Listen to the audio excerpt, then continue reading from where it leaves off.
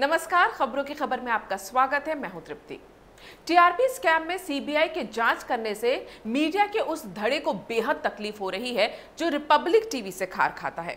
ये सारे news channels NBA यानी न्यूज ब्रॉडकास्टर्स एसोसिएशन के सदस्य हैं, लेकिन एनबीए की इस लिस्ट से रिपब्लिक टीवी का नाम गायब है क्योंकि रिपब्लिक ने खुद को एनबीए से बाहर रखा है, यानी रिपब्लिक टीवी एनबीए का सदस्य नहीं है। अब जब रिपब्लिक के खिलाफ टीआरपी स्कैम के तहत मुंबई पुलिस कार्रवाई कर रही है, ऐसे में टीआरपी स्कैम के मामले में सीबीआई की भी एंट्री हो गई, लेकिन एनबीए को यह मंजूर नहीं है। वो एनबीए जिसके सारे सदस्य रिपब्लिक टीवी के खिलाफ मोर्चा खोलकर बैठे हुए हैं, जिन्होंने टीआरपी स्कैम की एफआईआर देखे बिना ही सिर्फ मुंबई पुलिस कमिश्नर परमबीर सिंह के कहने पर चिल्ला कर रिपब्लिक टीवी को फर्जी टीआरपी केस का दोषी बता दिया था, और जब एफआईआर सामने आई तो मुंह सिल लिया। अब उसी न्यूज ब्रॉडकास्टर्स एसोसिएशन ने सरकार से टीआरपी स्कैम मामले में सीबीआई जांच वापस लेने का अनुरोध किया है। एनबीए ने कहा है कि जिस स्पीड के साथ केस की जांच रातों रात सीबीआई को सौंपी गई, उससे संदेह पैदा होता है। एनबीए का कहना है कि एक ऐसे व्यक्ति ने अज्ञात लोगों के खिलाफ शिकायत दर्ज कराई है जिसका इस मामले में कोई अधिकार नहीं बनता है। वैसे मैं आपको एक बात बता दूं कि एनबीए यानी न्यूज ब्रॉडकास्टर्स एसोसिएशन के अध्यक्ष इंडिया टीवी के मालिक रजत शर्मा हैं। उनकी अध्यक्षता वाले एनबीए का यह भी कहना है कि हम सरकार से पूरी गंभीरता से वो मामला वापस लेने का अनुरोध कर रहे हैं जो सीबीआई को भेजा गया है।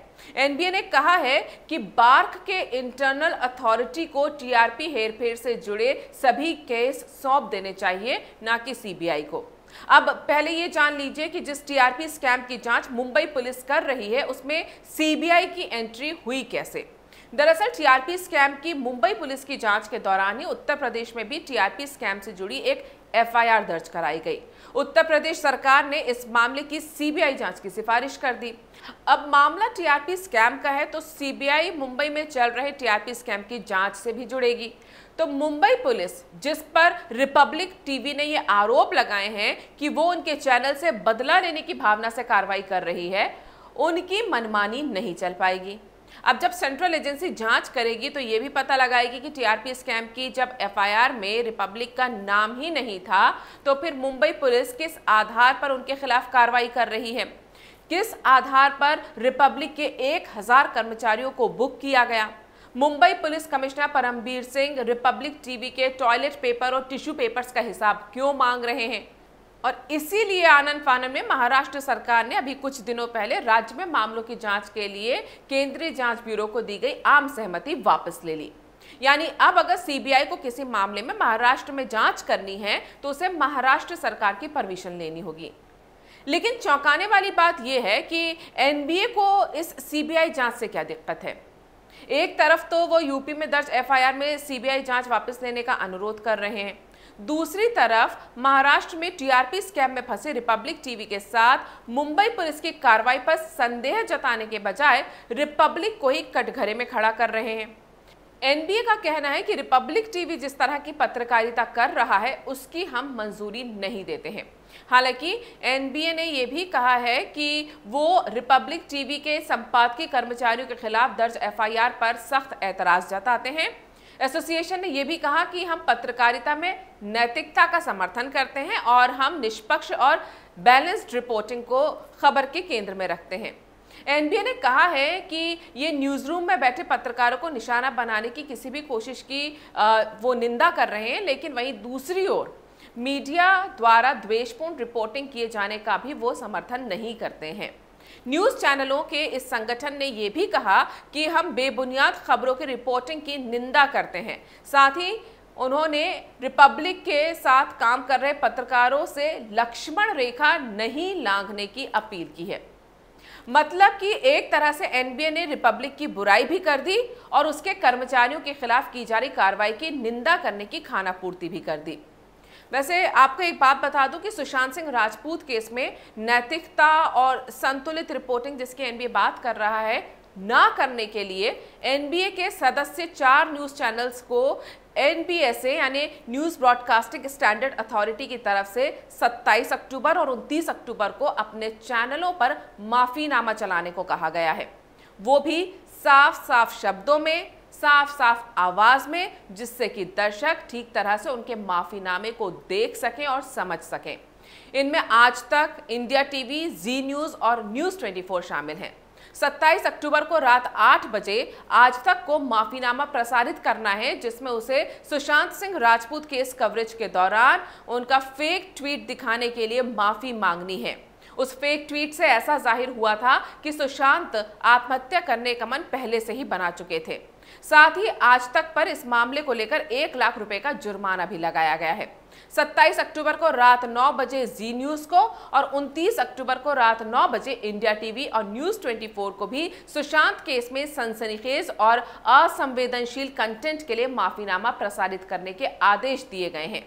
ये आदेश रिपब्लिक टीवी के लिए इसलिए नहीं जारी किए गए क्योंकि रिपब्लिक NBSA का सदस्य नहीं है। लेकिन रिपब्लिक के खिलाफ चल रहे TRP स्कैम की जांच से लेकर TRP स्कैम की जांच में CBI का आना NBA को पसंद नहीं आ रहा है। जो NBA CBI की इस मामले में एंट्री पर शक जता रही है, क्या उसे रिपब्लिक के खिलाफ मुंबई पुलिस की कार्रवाई पर संदेह नहीं होता? जिस मामले में रिपब्लिक ने 2 स्टिंग ऑपरेशंस करके दिखा दिया कि मुंबई पुलिस और महाराष्ट्र सरकार की मंशा क्या है, ये पूरी दुनिया ने देखा, क्या वो मामला NBA को फर्जी नहीं दिखता? जिस मामले में FIR तक में रिपब्लिक का नाम नहीं है, उस मामले में मुंबई पुलिस ने रिपब्लिक के पूरे स्टाफ को घसीट लिया, तब NBA को संदेह नहीं हुआ। TRP स्कैम को लेकर मुंबई पुलिस की एक तरफा और बदले की कार्रवाई पूरा देश देख रहा है। सबको समझ में आ रहा है कि सुशांत सिंह राजपूत के केस में मुंबई पुलिस के मुखिया और परमवीर सिंह की बखिया उधेड़ने वाले रिपब्लिक टीवी को किस तरह से मुंबई पुलिस TRP स्कैम में फंसाकर अपनी भड़ास निकाल रही है। ऐसे में CBI अगर इस मामले की निष्पक्ष जांच करती है तो NBA को इससे क्या तकलीफ है? जब NBA रिपब्लिक के कर्मचारियों के खिलाफ की जा रही कार्रवाई की निंदा कर रही है, तो इसकी जांच CBI से करवाने में परेशानी क्या है? जो NBA CBI के इरादों पर संदेह जता रही है, अब CBI जांच पर आपत्ति को लेकर उसी NBA के इरादों को लोग शक की नजर से देख रहे हैं। हालांकि NBA की ये दलील है कि इससे मीडिया, एडवर्टाइजर और एडवर्टाइजिंग एजेंसियों के खिलाफ विच हंट हो सकता है। रिपब्लिक टीवी का आरोप है कि लुटियन लॉबी के सदस्यों ने तब विरोध क्यों नहीं किया जब मुंबई पुलिस ने साजिश के तहत रिपब्लिक को निशाना बनाया? तब विरोध क्यों नहीं किया जब हमारे कर्मचारियों को 100 घंटे तक पूछताछ कर प्रेस की स्वतंत्रता पर हमला किया गया? तब विरोध क्यों नहीं किया जब हमारे 1000 कर्मचारियों पर FIR दर्ज की गई? रिपब्लिक का कहना है कि जब हमारे आरोपों के पीछे की साजिश को उजागर करने के बावजूद अब CBI की एंट्री हो गई, तो ये लुटियन लॉबी अब जांच शुरू होने से पहले रुकावट पैदा करने की कोशिश कर रहा है। कुल मिलाकर रिपब्लिक के खिलाफ TRP स्कैम में जो महाराष्ट्र सरकार और मुंबई पुलिस का रवैया रहा है, उस पर NBA की चुप्पी और CBI जांच पर उसकी आपत्ति लोगों की समझ के बाहर है।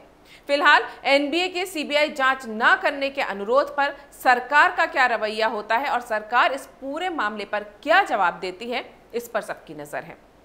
अगर आपको ये वीडियो पसंद आया है तो इसे लाइक करें, शेयर करें और कैपिटल टीवी को सब्सक्राइब करें। अगर आपको हमारा वीडियो पसंद आया हो तो इसे लाइक करें, हमारे चैनल को सब्सक्राइब करें और हाँ, बेल आइकन दबाना ना भूलें ताकि आप तक हमारे वीडियो की नोटिफिकेशन पहुंचती रहे। आप अपना सुझाव हमें कमेंट बॉक्स में दे सकते हैं। हमारे साथ जुड़ने के लिए शुक्रिया।